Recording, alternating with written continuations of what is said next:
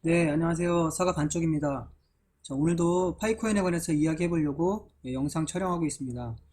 영상 촬영하기에 앞서서 항상 부족한 영상인데 이렇게 시청해 주시는 구독자 여러분들만 너무 감사드리고, 제가 더 많이 준비하고 더 많이 노력해서 제가 뭐 지금 많이 부족하지만 더 준비된 영상으로 찾아뵐 수 있도록 더 많이 노력하도록 하겠습니다.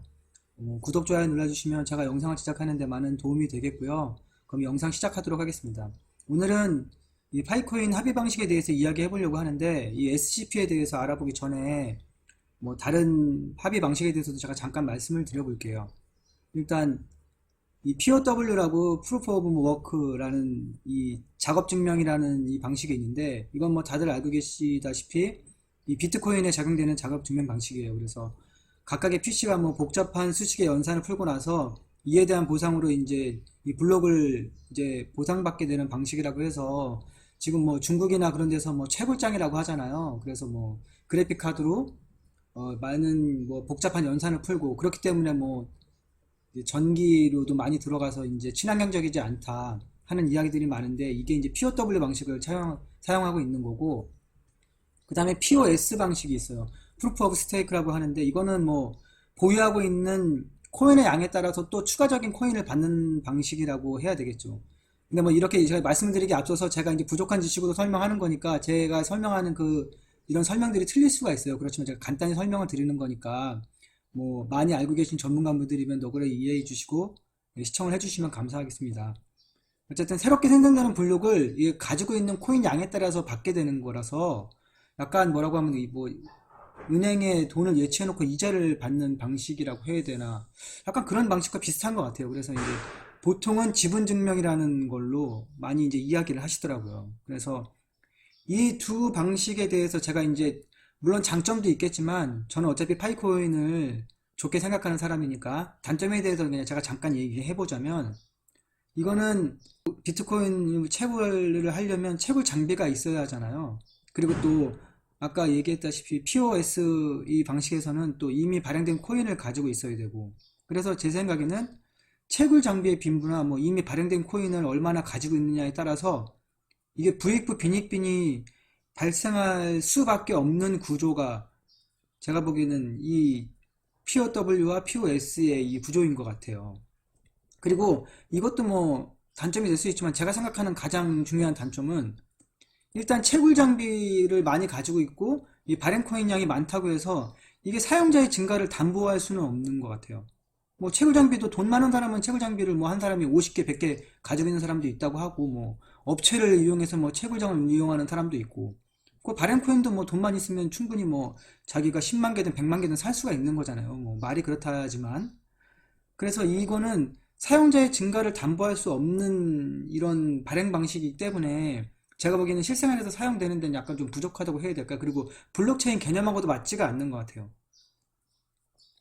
그런데 이에 반해서 SCP는 뭐 스텔라 컨센서스 프로토콜이라고 하는데, 서로 간의 신뢰를 바탕으로 한 합의 방식이래요. 뭐 제가 이제 이거는 뭐 어떤 이 설명을 그대로 따온 거고, 이제 간단히 말하면 저희가 이 파이코인을 이거 설정할 때 했던 방패 개념하고 똑같죠. 근데 이 방패 개념도, 이건 누가 딱 지정을 해주는 게 아니잖아요. 너는 이 사람과 이 사람과 이 사람과 이 5명을 연관지어서 너는 이 사람 이 무리에 합류해 있어. 그게 아니고, 우리가 선택할 수 있는 그 신뢰망을 구축하고 그 사람들의 신뢰망을 바탕으로 해서 내가 증명되는 구조이기 때문에, 블록체인 취지에도 제가 보기에는 가장 부합한다고 생각을 해요.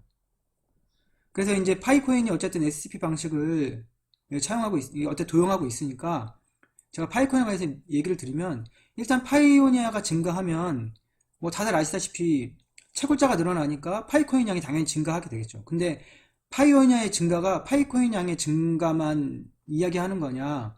제가 볼 땐 그건 아니에요.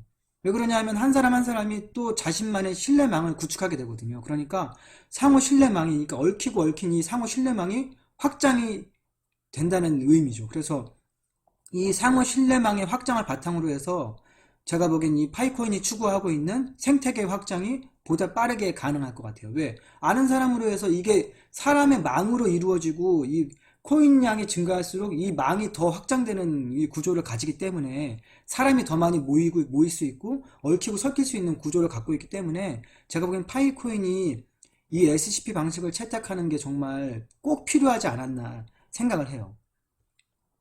그리고 일단 SCP 방식은 다들 아시겠지만 뭐 리플, 뭐 스텔라 루멘 이게 빠른 처리 속도를 가지고 있잖아요. 애초부터 뭐 이 금융 간의 상호 이 전송을 또 원활하게 하기 위해서 개발된 이 방식이기 때문에 빠른 처리 속도 일단 뭐 3초나 5초 정도면 무조건 전송이 가능하고 뭐 초당 처리 속도도 엄청 많다는 건 다 알고 계시니까요.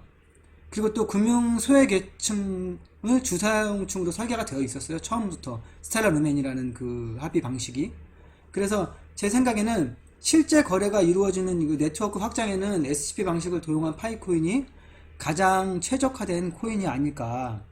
제가 보기에는 그렇게 생각을 하죠. 그래서 뭐 여러분들 다 아시다시피 이제 2월 28일이 되면 이 파이투데이라고 해서 이제 여기서 이 해커톤 이 개최가 되는데 그때 이제 많은 앱들이 발표가 되고 그 앱이 사용되기 시작한다면 생태계 확정은 늘어날 거고 이 생태계가 늘어나면서 이 늘어난 생태계 상에서 이게 코인이 사용되어야 하는데 그것을 준비할 때는 제가 보기에는 가장 적합한 이 합의 방식은 SCP였다고 생각을 하고 그러니까 이게 모든 것이 준비되어서 처음부터 계획되어 있는 코인이니까 여러분들이 지금이라도 채굴 하시고 빨리 이 신뢰망에 합류하시기를 제가 강력히 추천을 드립니다. 또 도돌림표 같은 이야기지만 항상 끝에는 이야기를 붙이고 싶어요. 지금이라도 시작하시고 가장 소중하신 분, 그러니까 자기가 소중하다고 생각하시는 분에게는 먼저 추천하시기를 정말 강력히 추천을 드립니다. 예, 지금까지 사과 반쪽이었고요. 예, 시청해주셔서 너무 감사합니다. 가입 방법에 대해 설명드리겠습니다. 앱스토어에서 파이코인 또는 파이네트워크를 검색하시고 다운받아 줍니다. 앱을 실행하신 후에 Continue with Phone Number를 클릭하시고 다음으로 넘어갑니다.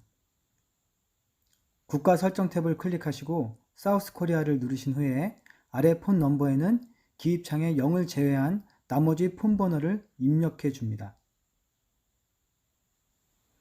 비밀번호를 설정하실 때는 반드시 영문, 대소문자, 숫자가 포함되는 8자리의 비밀번호를 입력해 주세요. 다음으로 계정 설정하기 창에서는 주의해 주세요. 이름과 성 입력 창에는 반드시 여권과 동일한 영문명을 입력해 주셔야 합니다. 추후에 KYC 인증을 진행하실 때 현재로서는 여권이 유일한 인증 수단이므로 반드시 여권과 동일한 영문명을 입력합니다. 사용자 이름란은 본인이 사용할 아이디를 입력해 주시면 되겠습니다.